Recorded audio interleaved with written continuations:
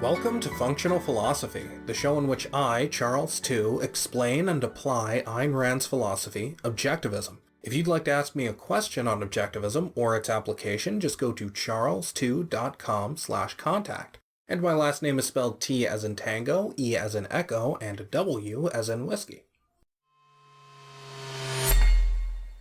My dislike of swearing is not a difficult issue.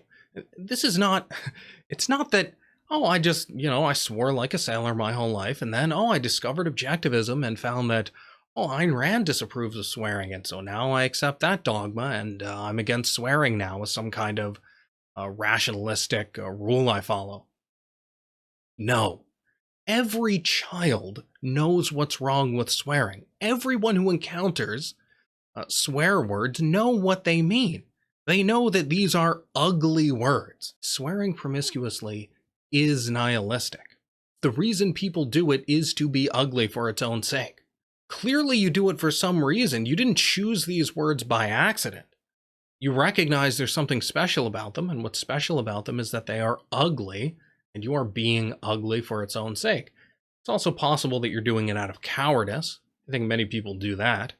Everybody else is swearing when they're, a kid, and they're pressured to swear, so they do it too. So I think cowardice is the motivator in many cases, but the prime mover here is nihilism. It's nihilism that starts many people doing it, and it's the nihilistic ones who force other people to do it. Not force them, but pressure them to do it.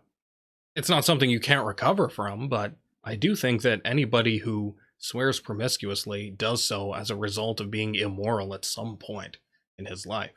Because, again, this is not some innocent issue where you don't realize what you're doing. Now, you might say that, people swear not because they really think the words are ugly, but because they're trying to show that these words are meaningless, that there's nothing ugly about them, and these are just noises. And that is even worse. That is more profoundly nihilistic than if you were just saying something ugly that you accepted as representing something ugly. Now, what you're saying is words don't have any meaning. You're still trying to destroy standards. That's the thing with swearing. It's just an attempt to destroy standards. You either think these words do represent vulgarity, and you accept that, and so you are vulgar for its own sake, or you think, words are just meaningless anyway, and so I want to prove that there are no standards with words. Concepts are all subjective. I mean, that is more profoundly evil than just the stupid person who's, being disgusting for its own sake while accepting the meaning of the words. And I do think many people, perhaps even most people who swear a lot, do it for that reason, because they're trying to show, words are just a construct. They don't really mean anything. And that is, as I say, more profoundly nihilistic. So swearing really is about tearing down standards and promoting subjectivity. So anyway, broadly, what do I think of Rucka's work in parody music? I'm not even sure you could consider it a parody, and this criticism applies to people like Weird Al as well. I consider a parody something that it's a form of reduction to absurdity. You're teasing out the logical implications of a song or a style of music. But you're making a comment on the original material in some way. You're exaggerating it to show what's wrong with it, to show what's wrong about taking it to an extreme, meaning being consistent. But a parody like Rucka or Weird Al do is just, I'm taking somebody else's song, I'm taking their music, and I'm changing the lyrics, and in a way that has nothing to do with the original song. It's not a comment on the original song. I don't have any firm view on this, but I'm sympathetic to the idea that shouldn't even be legal. You're not changing enough. At least 50% of the song is somebody else. The music of the song is somebody else's. And even the structure of the lyrics, you're just changing the words. And then Rucka gets all precious. I remember once when I said, "Oh yeah, you were playing Kesha's song at the beginning." He's like, "Oh well, it's my song." No, it's not. It's her song, and you change the words. And then another thing about this, I mean, you're asking me about what do I think of Rucka's parody music, so I'm just unloading and getting everything out there. Just off the top of my head, I'm sure there will be many things I forget. So don't take this to be an exhaustive list. But also, again, he just doesn't understand. I mean, he doesn't know what he's talking about. This is another manifestation of what I talked about. Him putting the cart before the horse, or trying to reverse cause and effect. He tries to do something and then pretend, oh, that's part of my craft. I have a real craft of making this music. Like, I've heard him describe his music as conceptual. What the hell does that mean? He's just flinging objectivist terms out there like they mean anything, and trying to pretend like his music is something that comes out of objectivism. No. Unfortunately, what Rucka has done is take objectivism as almost an ornament. It's like this blanket that he's laying over a life he's spending doing all of the non-objectivist, anti-objectivist things he was doing before he found objectivism, and now he's just trying to reconcile them and mash them together, but they don't fit. And so another thing I'll say is that, yes, I think he's harming the spread of objectivism by associating it with his essentially nihilistic career.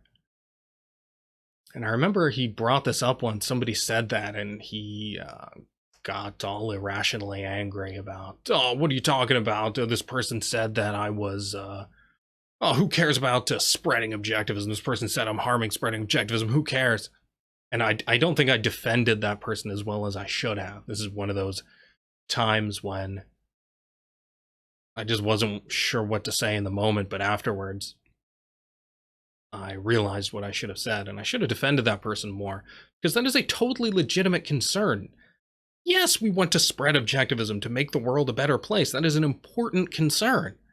So when somebody sees you associating your filth with objectivism and claiming that that's a product of it, that is bad. It's bad for everybody who cares about objectivism and its practical results. In fact, I heard Rucka just the other day defending me and my harshness, which I guess he's getting a taste of now, on the grounds that, hey, you know, whatever, spreading objectivism doesn't matter that much, so I'm fine with it, which is worse than criticizing me. That is worse than condemning me, because that is the opposite of the truth. I'm not harsh because I don't care about spreading objectivism. I'm harsh because I do care, and I want to spread objectivism, uncompromised. I want to spread the actual philosophy, not some watered down pseudo-objectivism.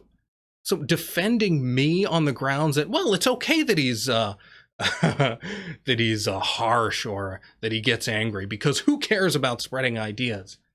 Worse than anything an enemy could have said about me. Worse than what somebody who hates me could have said. So what else? What else? So one thing I hate about Rucka's style that isn't directly nihilistic anyways, its lack of values and its lack of its fraudulent nature in many cases. I remember the 2008 episode of South Park that was about the election, and it was like a parody, again, parody in this empty sense, of Ocean's 11, I think, with Obama. And it was just pointless. It had nothing to do with Obama. There's no reason it was Obama. It made no statement about Obama, positive or negative. It was just, oh, it's silly, it's Obama, and he's in Ocean's 11. And I hate that kind of fraudulent comedy that makes no statement but chooses a subject as that's worthy of a statement. Why did you choose Obama if you're not going to use him for anything? And Rucka does the same thing. Actually, funny coincidence, the example I'm thinking of is also about Obama. His Aladdin song about Obama is exactly the same as that South Park episode. Doesn't say anything. There's no reason for that to be Obama. And I've heard Rucka in interviews talk about this explicitly. This is his explicit policy. This is how he operates. He says, oh yeah, people think that I'm being racist or that I'm anti-racist. I'm just nothing. It's just there. That's not how comedy should be. Comedy is not neutral. Something's not funny if you're not making any statement. I mean, I guess the statement he's making is, hey, isn't this silly? Okay. That's literally comedy for infants. Infants laugh at things that are just generally silly and have no other content, no other substance to them. So the only music of Rucka's that I like is that in which he violates his own standards, because his standards are really bad. So when he violates them, he can actually be okay. I'm not saying that you should not swear or be vulgar or not make fun of 9/11 or the Holocaust. I'm not saying you shouldn't do things like that as some kind of pointless duty. I'm saying that because a serious attitude about life is inconsistent with a casual attitude about death. You cannot take life seriously, feel exalted, respond to Howard Rourke for taking pro-life actions, and then make light of horrific crimes that cause massive death and destruction, like 9/11 and the Holocaust. Those things are just incompatible. If you take life seriously, then you take death seriously. So none of this is negative. I have this kind of disgust because I have felt the kind of exaltation that makes life worth living. I love being able to respond to Howard Rourke, to Cyrano de Bergerac.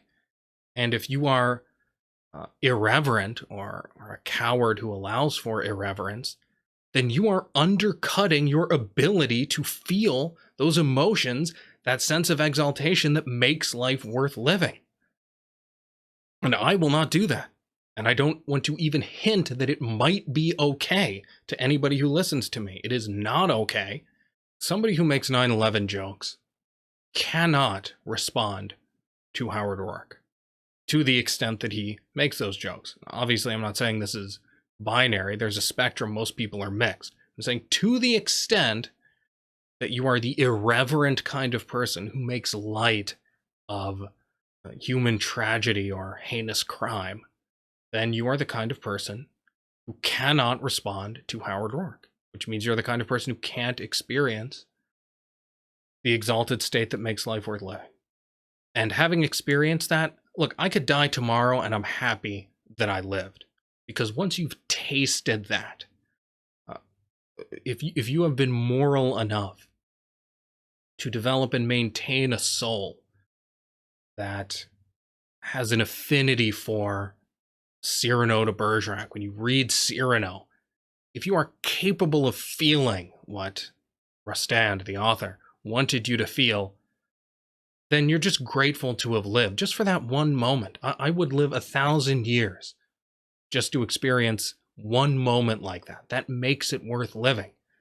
So having that feeling, which you can have all the time, giving that up and encouraging other people to give that up by creating nihilistic products is just horribly destructive. So anyway, I don't say any of that as a way of lashing out at Rucka.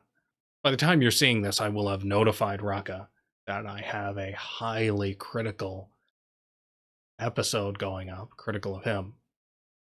Which, I don't want you to think, I don't want to send the message that I would just put something like this out there without notifying somebody in advance. I think that's important if you're going to do something like this and you don't intend it to be taken as a lashing out, but just an objective assessment.